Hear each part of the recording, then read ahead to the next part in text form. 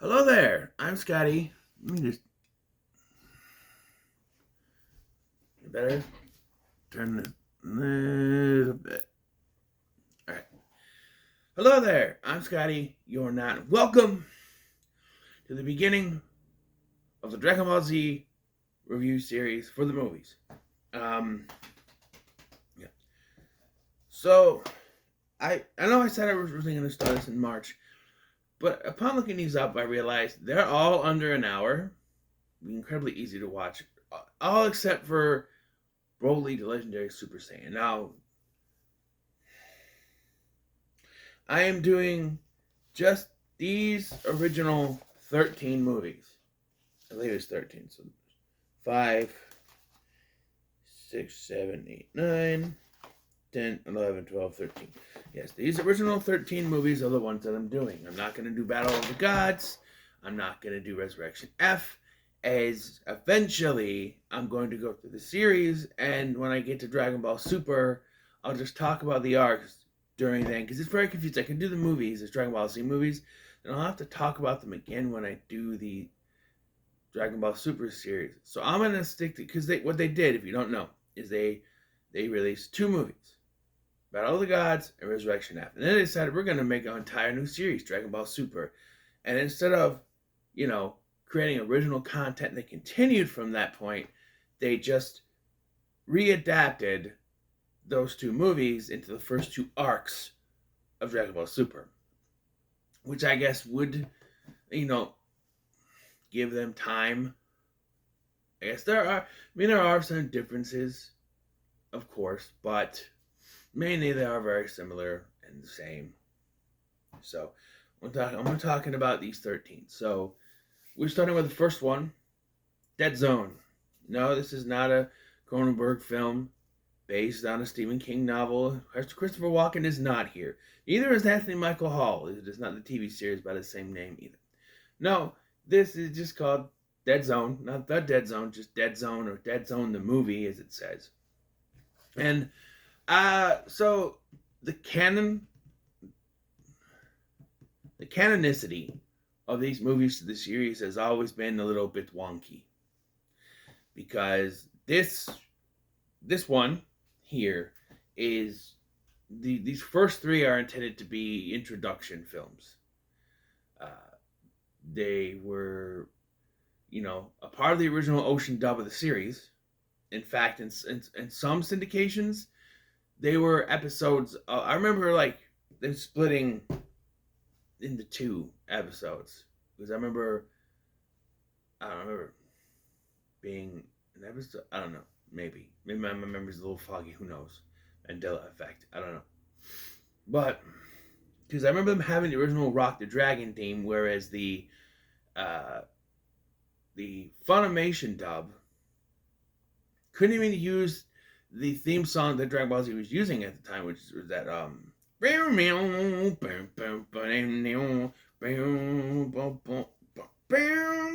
no, for their home media releases, they released the show and the movies on DVD.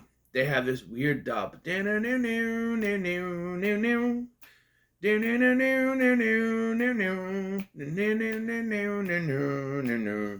it's just a weird. It's a bit of a jam. You can bob to it, but Rock the Dragon and the second theme are better. But that's fine. But like I said, this was supposed to be like a prequel to the series, like taking place the events of these first 3 films, or at least this first film is supposed to take place before the events of the first episode. For various reasons, but for one big reason, the fact that Krillin and Piccolo both meet Gohan here, and then Krillin is surprised in the first episode that Gohan exists, which, that's an issue in itself. In the first episode, they're all surprised when they all meet together that Goku has a son, which, do you not talk to them? I mean, there's no cell phones, but you have no communication at all. So, a rundown for the series, if you don't know before this. Dragon Ball, okay? Dragon Ball is about Goku. He's a little boy with a tail who was found by this young teenager named Bulma. She tells him about the Dragon Balls, one of which he has, the 4-star ball, and he thinks is his grandpa. He's a stupid, naive kid. Leave him alone. His grandpa died, but he thinks he was turned into the ball. We find out that later it was Goku who killed his grandfather to have turned into a giant gorilla called the Ozaru. Okay. So the Dragon Balls are such. There are 7 Dragon Balls throughout the world, which would make it impossible for anyone to find, but Bulma has the Dragon Radar, which will lead them to find it, and then she has the capsule stuff for transportation, which capsule stuff can, I wish we had that, man. It would be like, you can have cars, and motorcycles, and houses, and buildings, just, yeah. And the whole series there is about going around and trying to find the Dragon Balls, but also he fights enemies like the Red Ribbon Army, Emperor Pilaf, and by the end, the evil Lord Piccolo. Which by the end is split into 2: Piccolo that we know and love, and Kami, the Guardian of the Earth. Although, according to this, Kami has been Guardian of the Earth for centuries. I don't know. I swear they were split, although I've never actually finished Dragon Ball, so I may be wrong. So you Dragon Ball fanatics, well, actually, just, be nice about it, because I don't know everything, okay? Dragon Ball Z was airing on UPN back in the day in the 90s, and then they stopped, and then they were airing it on Toonami after Dragon Ball Z was already popular, and I wasn't able to watch everything, but if I remember correctly, I had a book, and I think that's what happened. But anyway, so, yeah, this follows up the end of Dragon Ball by mentioning that after the World Tournament where Goku fought Piccolo, it's now become peace. Until now, because Garlic Jr. and his group of Ginger, Sanzo, and Nikki, I think Ginger and Sanzo, I know Ginger are spices, but Nikki, his henchman, and when he spoiler, Garlic Jr. returns for a mini arc in the series that people also say might not be canon because it wasn't part of the manga.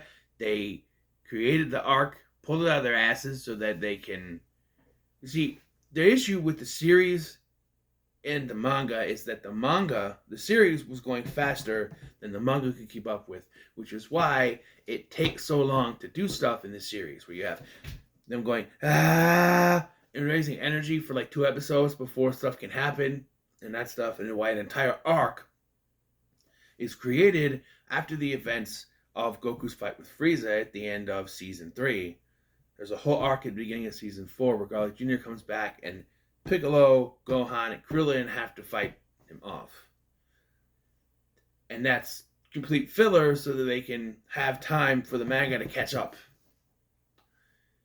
And we can have the story we get. So, throughout these films, I might have to spoil some things from the story, even though they aren't technically canon. Some characters do appear that I have to explain, and so I have to spoil the series, so just spoilers for that, But, so in this movie, Garlic Jr. is out for revenge for what happened to his father. We find out later on, Kami tells us, that he defeated Garlic Jr.'s father, Garlic. Not Garlic Sr., just Garlic. Does he have a brother named Oregano? Actually, I think that might be one of his henchmen in the arc. Anyway, Garlic Sr. was going to unleash a army of demons upon the earth, so Kami defeated him, sent the demons back. So now Garlic Jr. is out for revenge, and he's collecting the Dragon Balls, which, of course, brings it back to the original show, because that was all about collecting the Dragon Balls, which is what they tried to replicate with Dragon Ball GT, and it failed. I mean, I don't hate GT, but turning Goku into a kid, and doing it again. They're doing it again with that new show, whatever it's called, Daima. Why does everything have to be... I mean, they had a trend in the 80s, right? I feel like Boomerang has a block now of those pup named Scooby-Doo, Baby Looney Tunes, Flintstone Kids, Yo Yogi, all those shows that had kids. And now we gotta have them be little kids again. But thing is, Goku is that he's a kid with a grown-up mind, but as a grown-up, he's still kind of childish. You know what I mean? But so of course, as in case you don't know, Goku has the 4-star ball because that means a lot to him because it's his grandfather's ball. So whenever a wish is made, he makes it his mission to go out and find that one specifically. So he has that one, and he has it attached to a hat on Goku's head. I don't know how it's attached on Gohan's head. Excuse me. I don't know how it's attached, but you got the Ox King, who was supposed to be this infamous martial artist in the original series, showing up to give books to Gohan. So there is some confliction. You're gonna find out. So Goku wants Gohan to grow up to be a fighter, and Chi-Chi, Goku's wife, wants him to grow up to be a scholar. Now, Chi-Chi herself has some history with fighting. Her father is the Ox King, a legendary martial artist, and she did fight when she was a kid. She had a pink helmet thing, pink Spartan helmet thing that she would wear. But she wants her son to be a scholar, which of course you want your children to grow up and be better than you, of course. Smarter than you, of course. And spoiler alert, he kind of grows up to be both. In a way. A great scholar, but also a great fighter. He was an average fighter, but a brilliant scientist. That's the ocean dub of the first arc of Dragon Ball Z. Brilliant scientist. Yeah, so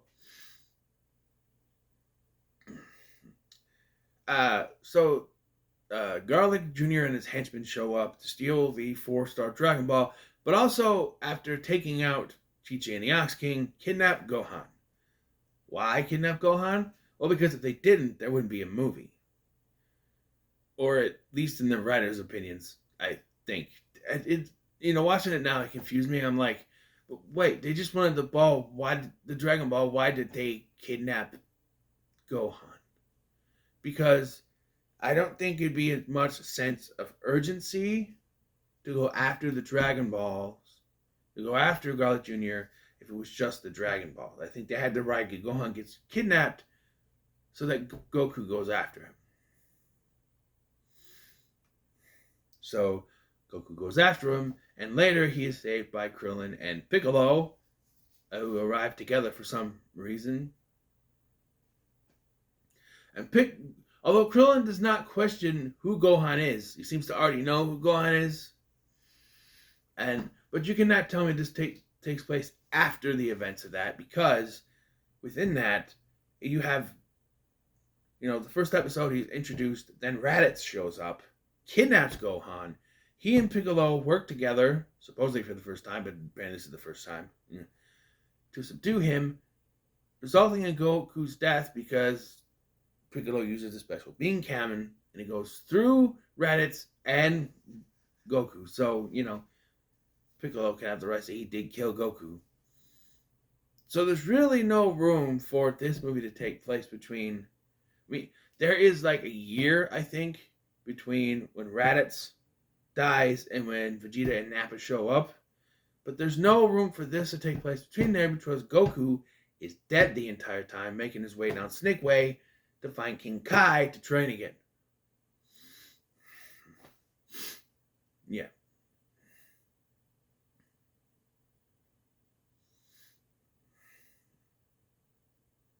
They do use the Dragon Balls to bring him back to life, but he still has to go find King Kai to get stronger and training. Part of the filler, I think. It might be in the manga, I don't know, but I always felt like that was. But anyway, so Garlic Jr. is going to use the Dragon Balls to do what most of the villains want, and that's to make himself immortal. And what Garlic Jr., Emperor Pilaf, Vegeta, and Frieza don't realize is that immortal does not mean indestructible. And I don't think the writers realize that either. Because there's a very simple way to defeat Garlic Jr. here. Cut off his freaking head. He'll still be alive, but it'll be a head. Right? I'm just saying. Or set him on fire. Immortality does not equal indestructibility. Right?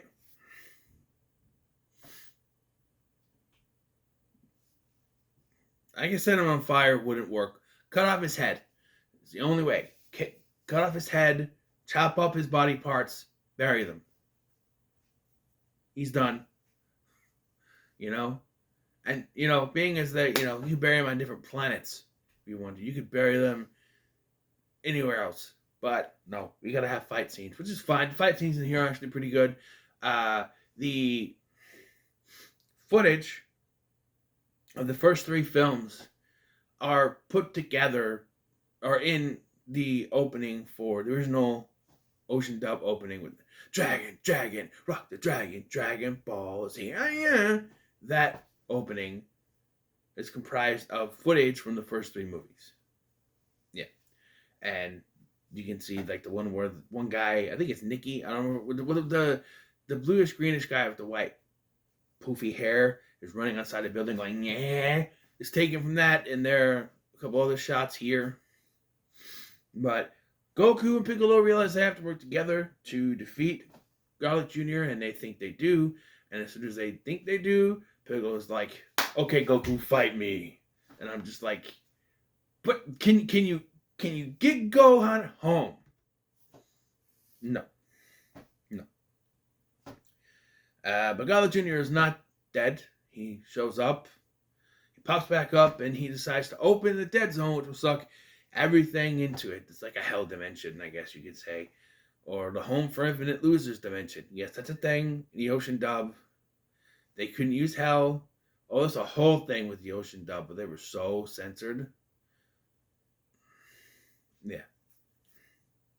They didn't even want to mention death. But, so, this is a point where, it's undefeatable. What's going to happen? Gohan gets mad and unleashes his powers and knocks Garlic Jr. into the dead zone, which closes the portal and saves the day. But Gohan doesn't remember doing this.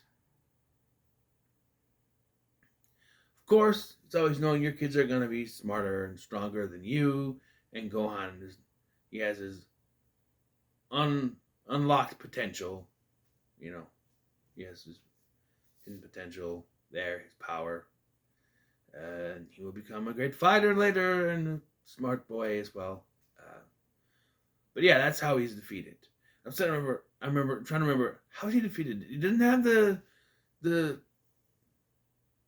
Spirit Bomb yet, Goku relies too much on the Spirit Bomb to do things. But he doesn't have the Spirit Bomb yet. He uses the Kamehameha. Kamehameha. Kamehameha, but I feel like Dragon Ball Z fans will Kamehameha. Whatever. Uses the Kamehameha, and then that doesn't do much. But it's a simple movie for the early Dragon Ball Z stuff. It gets more complicated as we go along, as more lore comes in and more characters come in. Not to the fish jumps. But yeah, it ends with Gohan not remembering anything, and Goku wondering if he should say anything, and Piccolo standing there going, One day we will fight again, Goku. Trying to do the Christopher R. Sabat voice. One day we will fight again, Goku. Vegeta is easier to do. You got that British inflection. But, decent opener. I'm going to give it a middle of the road. This went down for me. I remember the first 3 being bangers. This was not that. This was not a banger. This was just like an introduction story. It's only 42 minutes long. And that includes the credits. So it's not that long. It's under an hour, like I said. But it's, if you're going through these, place to start, I guess. There's the like, you know, there is some filler for like. There's a point where Garlic Jr.'s henchmen are chasing Gohan around the property, and he finds these apples. And when he eats one, they're like, "Oh, that makes humans goofy." But Gohan is technically 1/4 a Saiyan. Which you asked would mean that, if he's on, so, no, he's half a Saiyan. Excuse me. Gohan is technically half Saiyan, so it should only half affect him, but he gets all goofy. Maybe as a kid he doesn't have more. Well, he has the hidden potential, I guess. But so yeah, he is half Saiyan. His daughter Pan would be a quarter Saiyan. But yeah, he's a half a Saiyan,